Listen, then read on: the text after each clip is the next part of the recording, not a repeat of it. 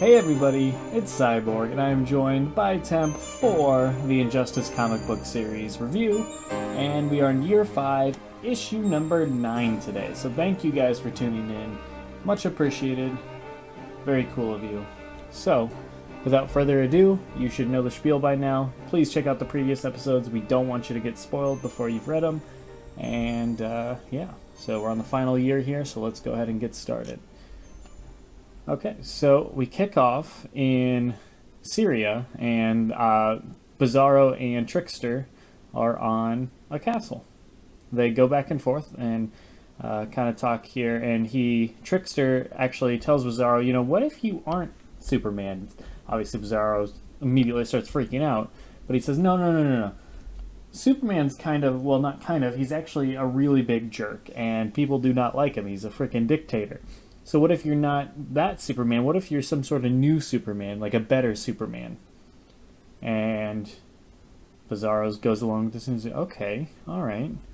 And then he sneezes, and he almost kills Trickster with the sneeze because Trickster luckily ducks out of the way, and Bizarro destroys one of like the walls on top of the castle. It just like goes flying, and he's like, whoa!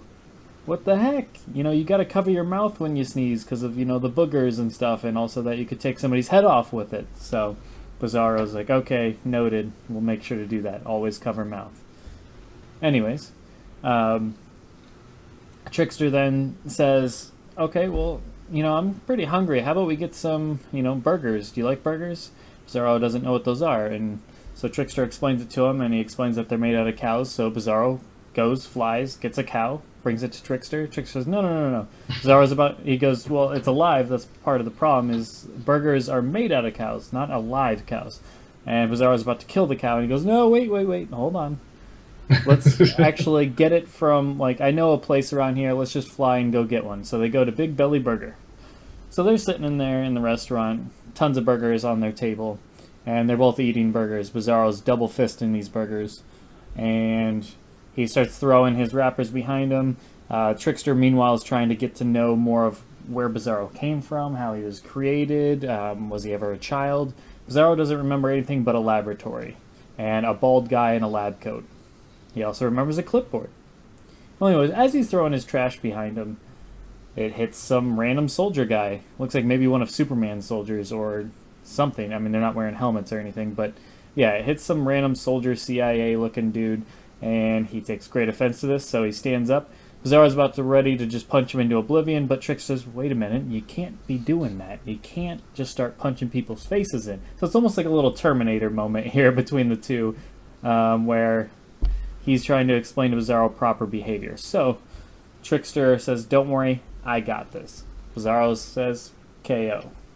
And so Trickster steps up. He starts fighting the guys off himself, and he does it without, obviously, killing them, but yeah, he's a pretty good fighter. I was surprised by that. I don't know a lot about Trickster, but he holds up.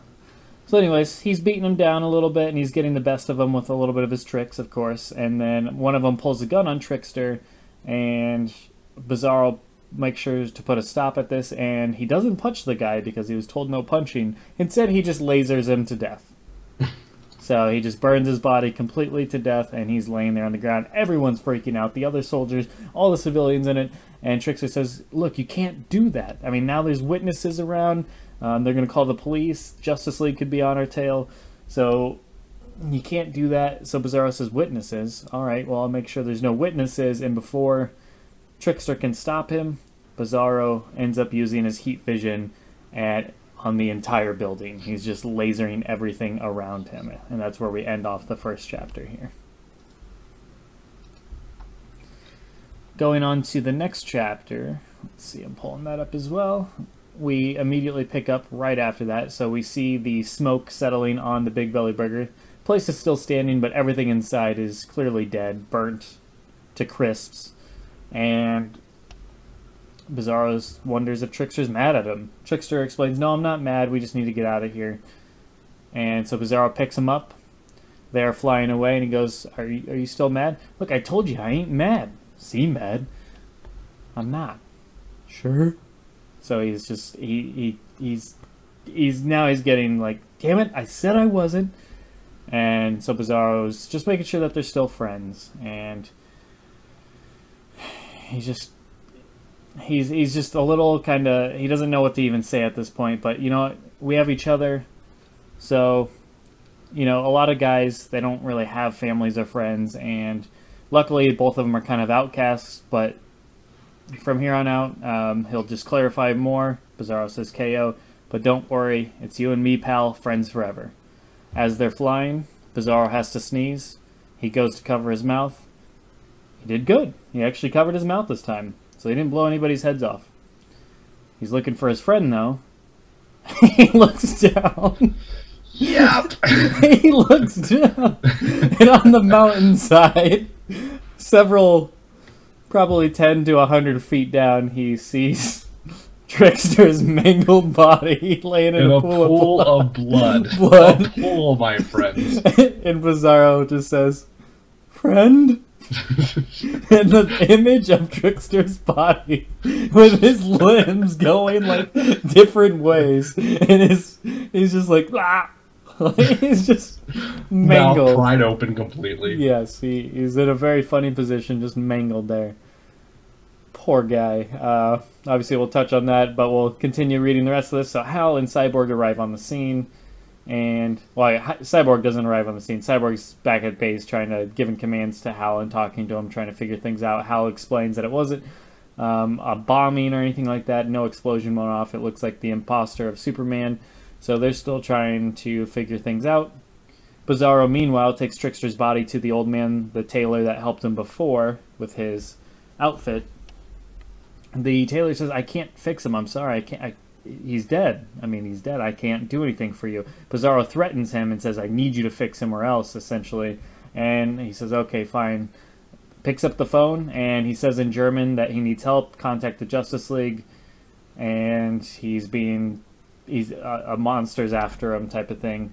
And Bizarro picks up on this, destroys the phone, threatens the man, but then we are left off on that as we cut to Superman and Cyborg talking.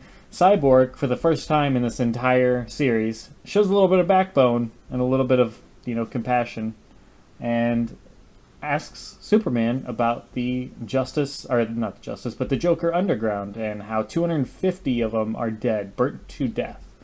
And Superman just essentially says they were insurgents. They attacked me. I did what I had to do. And Cyborg says, "Really? You killed them all because you felt threatened, essentially?" I'm paraphrasing here, but yeah, Superman basically tried to play it off like he felt threatened and he had to do what he had to do. But Cyborg's not buying that because obviously Superman is Superman and they're just civilians. So Cyborg kind of holds his ground there, but then once Superman asks him if he has a problem with his explanation, Cyborg gives him a look, but then moves on. And he explains that emergency notice came in from Germany, and Superman goes to check it out. He sees the tailor. Taylor explains himself and what he's done and why he did it, thinking it was Superman. Superman asks where he is, and we're left off on that as Cyborg goes and talks to Lex and explains, you know, we need the prison done. And Lex says, "All right, noted. I'll get that message received. I'll get that done." But then as he ends the talking with Cyborg, an emergency security breach went off on sub-level sector 414. So he goes freaking out and running. And it turns out it's Bizarro breaking in through the wall, carrying Trickster. And he asks Lex simply to fix. And that's where it ends. Solid issue. I liked it. I like this relationship with Trickster and Bizarro, and just as I was thinking to myself, like, man, this is fun. Like, I really like the dynamic between these two. That was like a panel before he dropped him to his death, and I was like, man, I love this duo, but I mean, that's a perfect moment. That was a fantastic climax. Yeah. To a very small but interesting arc. I agree. I like them together as well. I mean, you just had to know Trickster at some point was probably going to die at the hands of Bizarro doing something dumb, and I thought it was great writing. It was perfect way to end that relationship between the two. It makes Bizarro out to be more of this unchained monster that he really is, that we know him to be. But yeah, the dynamic between the two is fantastic. So I loved how it happened. I thought it was brilliant how they did it. There was foreshadowing with the whole sneeze thing, and yeah, that was just when he dropped him. I expected to like see him like Yeah, maybe on the ground, kind of hurts, or like his legs broken or something. But no, he's just in like a mangled mess with his like limbs going everywhere. That artwork was not very good artwork at all in this issue, but the artwork really helps sell the silliness of his body on the ground. Just looked fantastic. It was great. One of the funniest moments in this entire series was that moment right there.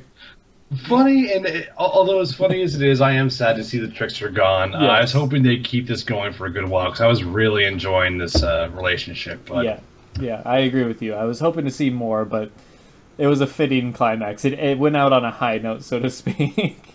It definitely never let it go too far to where you got sick of it. It hit on all cylinders from start to finish. But yeah, I wonder where it goes from here. I mean, we don't know. Maybe Lex conducts some science experiment to bring it back to life. Trickster. Yeah, I don't. Who knows? Who knows? You never know. Maybe. Either way, it was good stuff. So a solid issue, mainly carried by the whole dynamic between these two was fantastic. It definitely is worth addressing. It's kind of weird that for Cyborg is kind of finally calling out Superman. I didn't think that moment was ever going to come, because in the games, Injustice 1 and 2, it sounds like Cyborg is very explicitly pro-regime.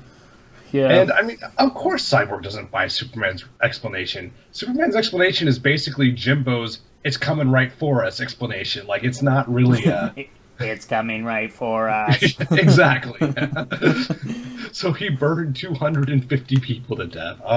See, the way I took that was Cyborg, it's like he knew better, and he knew that that was unacceptable, but who is he to stand up against Superman? Like, he knows he's too far deep at this point. Like, if he turned his back on Superman, he's as good as dead. So it felt very much like, to me, like, I don't like this, I don't approve of it, but I can't do anything about it, so I might as well just go with it at this point. But at the same time, Cyborg is the type of person that he really only sees this as Superman's somewhat first slip-up, when we're all like, man, Superman's been awful like for a long time now and has done tons of treacherous things.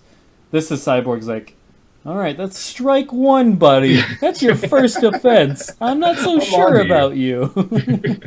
Well, I mean, Cyborg, it's just so blatantly or just so obnoxiously pro-regime that Razor was joking around that every time every time Superman kills someone, Cyborg quietly shouts "Booyah!" Like, that's how pro-regime he is. So I don't know. I mean, I guess it's interesting. I hope they follow up with it. I hope there's a turnaround for Cyborg. He's like, okay, I'm pro-regime again, or I'm not suspicious of Superman because of these events that followed. Right. But yeah, good issue. I like the burger stuff a lot. I like it's almost like an 80s fish out of water comedy, the way this Bizarro Trickster thing unfolded. So way more violent, obviously, but it was good. It was good. Yeah. Solid stuff. I mean, there's not really anything else to cover. It'll be interesting to see, how this all plays out between Lex, Bizarro, and Trickster, where that all leads to. I'm still very intrigued by that story arc for Bizarro. He's been a fun character since he's been introduced. So far, Bizarro's definitely carrying Year 5. Not that Year 5's been bad. Yes. I feel like Year 5 has been okay to good in most cases, and but yeah, without Bizarro, definitely, I feel like I would miss. I'm glad we have him, essentially, is what I'm saying here. So I'm excited to see where this all goes. We have several issues left. Yeah, Bizarro and Nightwing are by far the strongest points, in my opinion. Sure. I mean, I don't know about Nightwing, because it's Damian. I will not call him Nightwing. So I see where you're coming from, yeah. But yeah, anyways. All right. Thanks for tuning in, guys. We will see you tomorrow for issue number 10. Take care, guys. Adios. Later.